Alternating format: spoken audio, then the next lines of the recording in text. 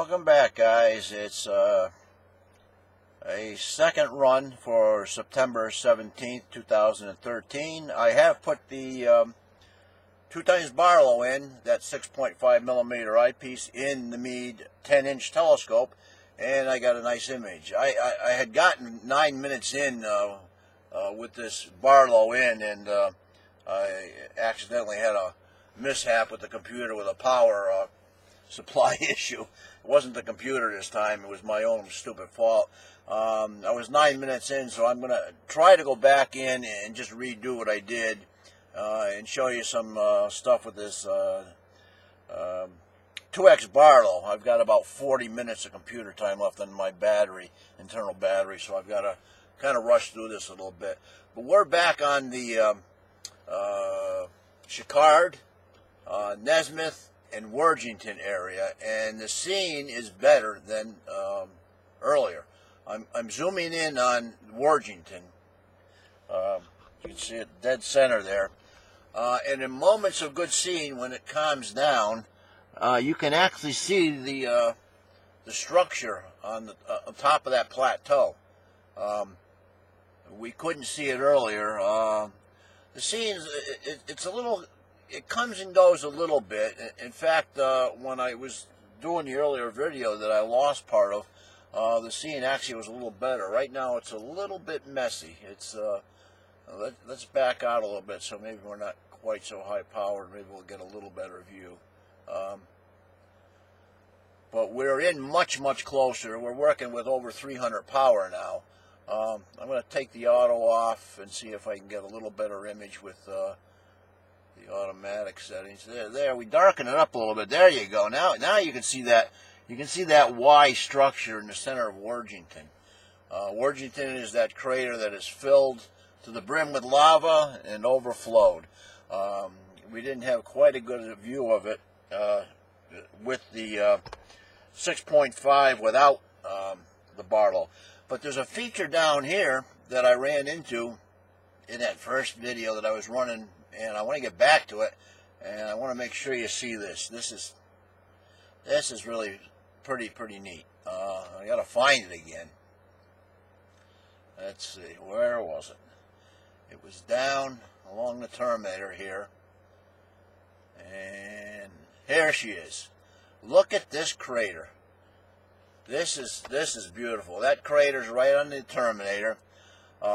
It's got a beautiful central peak, and look at the shadow being thrown back on the back wall of that crater. The sun angle's so low here, it's catching the rim, it's catching the inside of the back rim, and it's catching the top of the central peak and throwing the shadow back on the wall of that crater. That is really pretty neat. I'm going to zoom in a little farther.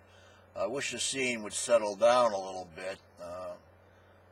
It's a little rough to see. You know, don't forget we're up at over 300 power now, so you know, seeing is an issue with that. So that is really a neat feature, though. And again, that comes with the low sun angle on the Terminator. Get to see some nice detail with that. As I say, I'm not going to go too long with this video. It's a second. Tonight there's reimaged, that stain on the surface. I want to get down to the Marius Hills area. And that's the crater Marius. It's just about dead center. That's Kepler right at the corner.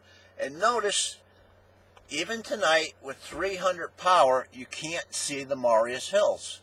And that's only because the sun angle has gotten higher in this area, and the hills just don't show up. I can see hints of them. I can see roughness there, and you can see that there's some structure there, but they don't have the appearance they do when they're right on the Terminator, and those cinder cones throw sharp shadows. It's just amazing. I mean, Marius now looks just like a regular run-of-the-mill crater with not much else going on around it. It's amazing just what one day makes with the Terminator. Let's back out, and with this amount of power, let's try to get down to the Aristarchus region and take a better look at that. Let's see. Come down, and there she is. There she is. Aristarchus, Schroeder's Valley,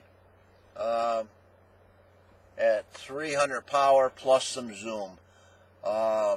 There's Schroeder's Valley. That's pretty neat. Let's try something. Auto. It doesn't make much difference.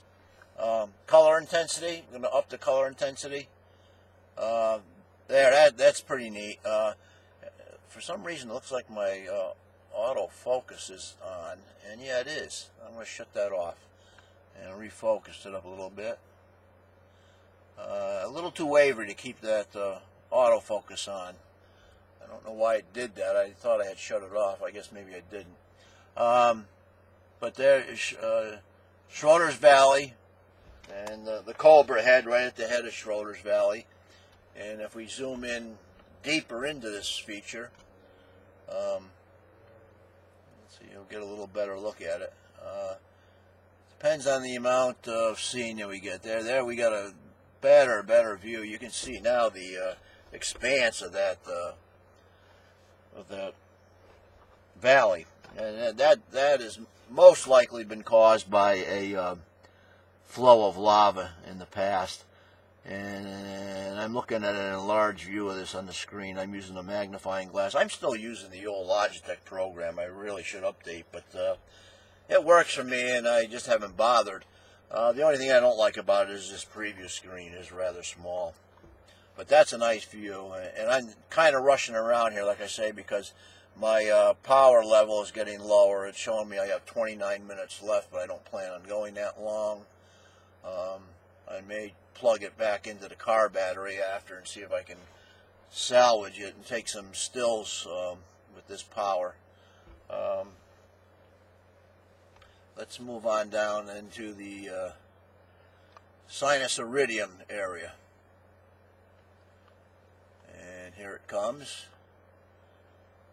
And there's sinus iridium, just about filling the whole right side of the frame. And there's our woman's head. Look at it, right up near the very top. The top of the backwards C. The very tip of it. It looks like a woman's head. If you look at the very tip of it, the white part of the front looks kind of like a face and nose and chin like it. And it's looking down towards the bottom, and behind it looks like flowing hair. And if I fool around with a contrast a little bit, I might be able to pull a little bit more of that out. Let's drop the feature down a little bit. Nope, going the wrong way. Let's put it there. They're dead center. Okay. Yeah, there. You get a pretty good view of it there. It takes a little imagination, but it does take on the appearance of a woman's head. And if we zoom in a little bit, we actually may lose the appearance if I zoom in, but we're going to do a little bit of it anyway. Zoom in farther. There you go. I mean, you can see the front part of it is the face, and the back is the Golding, supposedly flowing hair. Our early observers had some pretty good imagination when they observed the moon. But you got to hand it to them. They did some beautiful maps at that time also. Let's go back out and move down a little more here. This is nice. Now, this North Polar region, there's not a lot of craters. Totally different. Now there's Plato. Now, unfortunately, I'd love to. We'll take a stab at it. But I know we've got two things going against us. Trying to pick up the crater pits in this floor. One is the sun angle is very high here now, so the pits are liably not going to show up. And two, the scene is not as good as we're going to need it to be to pick it out. Now, as you can see, it's really pretty fuzzy. I'm fully zoomed now. Interesting enough, as maybe I took the auto off. I wanted to look for the banding in the floor. There are bands in this floor also. If I darken it there, that's too much. And it takes a sun angle just about there. There you go. I've got a little bit there. That can darken. Okay, if you notice, the floor is not completely uniform black. There's a whitish area up on top and a couple of white pock marks near the bottom. So it takes on a different appearance at high sun. But unfortunately, we would need a very, very low sun. The sun would just have to rise on there to get that shot at seeing those crater pits. My energy level's really dropping here pretty quick. We'll kind of go back up along the Terminator, back up and see if the scene's improved a little bit along the Schickard Wargentin area before I sign off for my second video tonight. And I really was kind of surprised when I threw there goes Aristarchus. Oh, you know what we can do before we go up there is look at Copernicus high power. Look at this, the ray structure here, and I'm having trouble with the where I gotta go with this, and that's a little better. Okay, look at the ray pattern on Copernicus. That's you can see the walls much better. Let's back out a little bit as much as I can, because we've got really high power in there, now over 300. Look at that's just a gorgeous, gorgeous photograph. And there goes a bird. Okay, let's continue on. I want to get up to the Schickard Wargentin area one more time, and then we're going to sign off and keep this video rather short tonight. There's Cassendi and Mare Humorum. And here we go. There's the Schickard Wargentin. And now I changed, it almost looks like it's gotten darker up there, but that's because I've changed some settings. And let me go back and probably need to take some of this contrast off. Yeah, and gain. I don't play with that too much. There. Try auto. Auto. Nah, don't like that. There you can see the banding really well. But I want a better view of Wargentin. I want to see that Y-shaped feature, and not having a lot of luck here with changing the settings and showing. Let's dim that a little bit. It's a little too much. Okay, let's zoom in and see if that feature is visible on the plateau. It's there. It's there. You can see it. It's that ridge-like structure, and it actually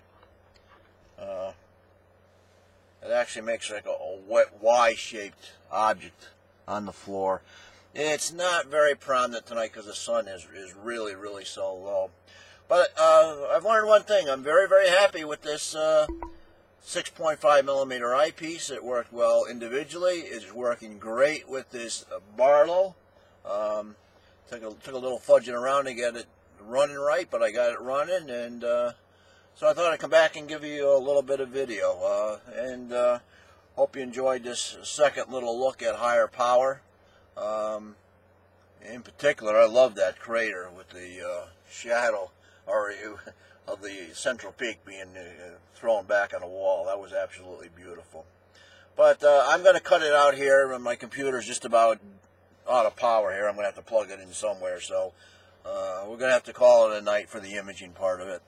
Hope you enjoyed this second view and got something out of the first one also. So again, this will be the end of this moon cycle for September, and I'll say good health, clear skies, and we'll see you real soon again, guys. Take care.